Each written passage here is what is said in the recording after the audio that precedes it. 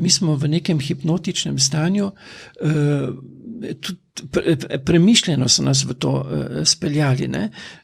Poglej, pred tebe postavijo avtoriteto, ki ti reče, kaj je resnica. In ti moraš samo ponoviti. Če hočeš iti k Birmi, moraš povedati, kaj ti je pater rekel, in pa narediš izpite, greš v Birmi, ne?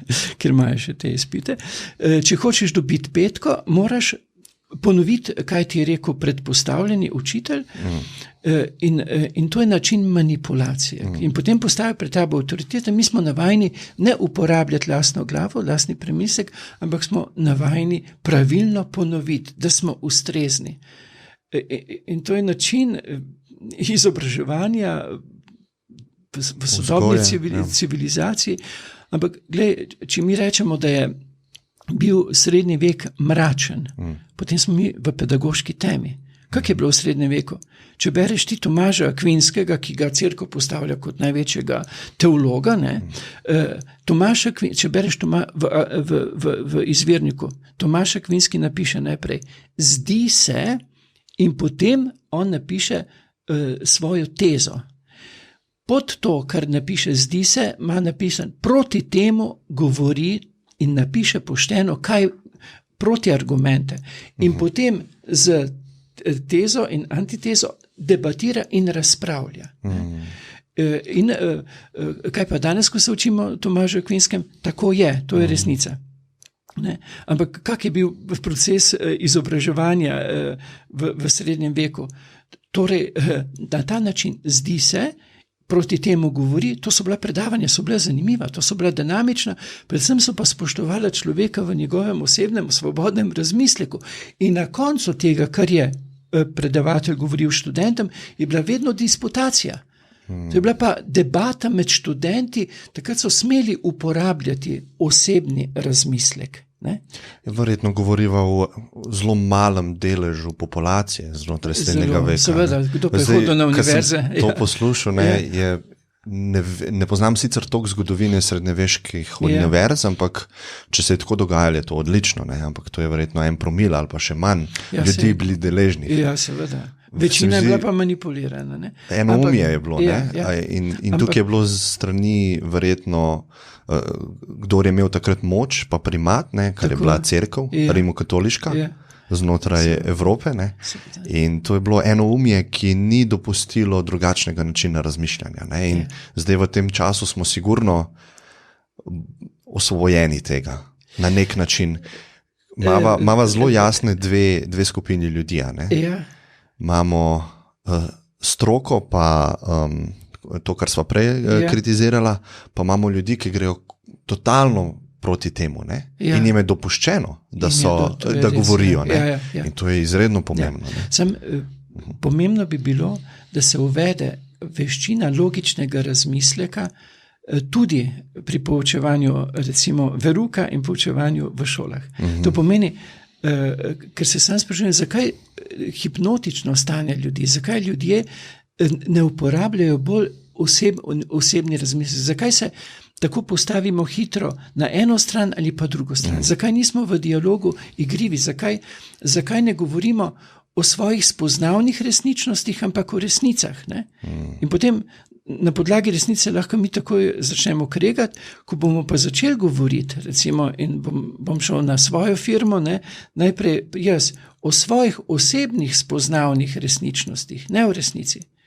Ker potem mora tisti, ki hoče iti Birmi, samo pravilno ponoviti. In ko bo učitelj spregovoril o spoznavnih resničnostih in odprl misel v nadaljnji razmislek in bo tudi v procesu izobraževanja posvečen čas za veščino logike. Za veščini logike pa rabiš ti, tako kot je pisal Tomaž Akvinski, zdi se, proti temu govori, dajmo razmisliti. Saj so res predmeti oziroma vsebine, ki se jih moraš dejansko naučiti. Ne? Ampak gremo še nazaj, atenska šola. Ne? Kaj je bilo?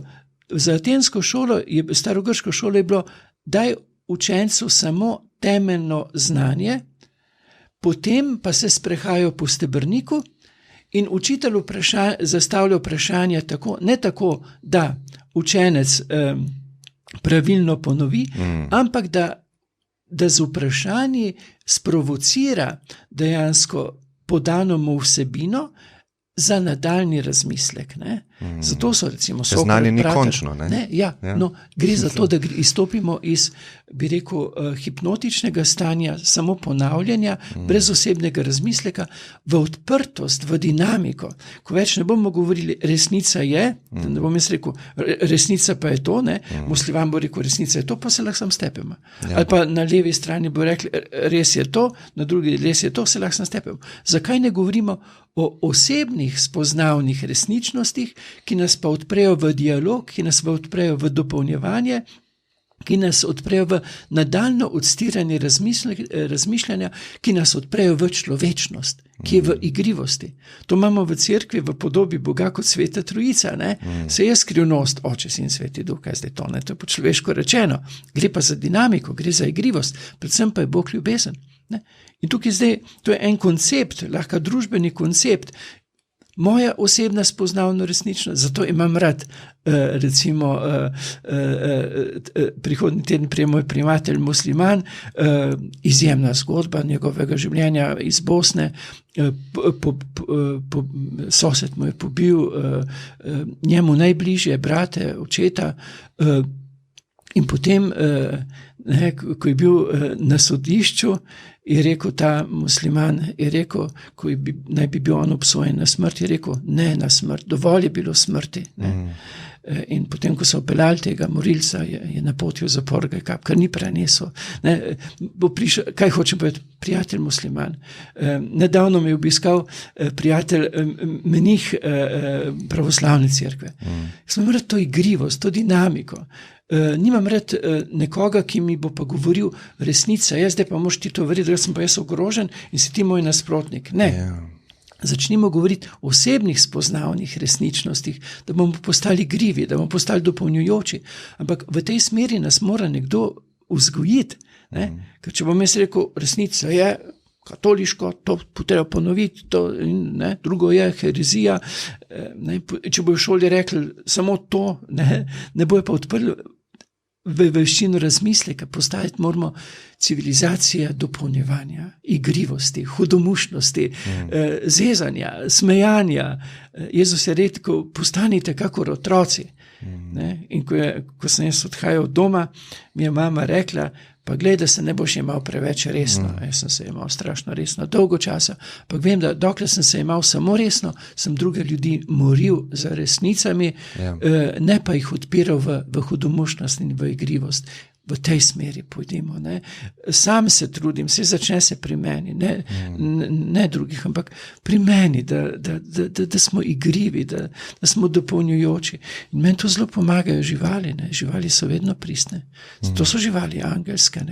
Zato rečem, Bog ne da, ena od manipulacij je bilo tudi, Aristotel je rekel, imamo človeško dušo, imamo živalsko dušo, imamo rastlinsko dušo, mi pa kar nekrat žival nima duše. Kako moraš reči, žival nima duše? Če je vse ustvaril Bog, ki je duh, a je lahko ustvaril karkoli brez duhovne dimenzije? To je zame največja herezija. Samo površno, vse ima dušo.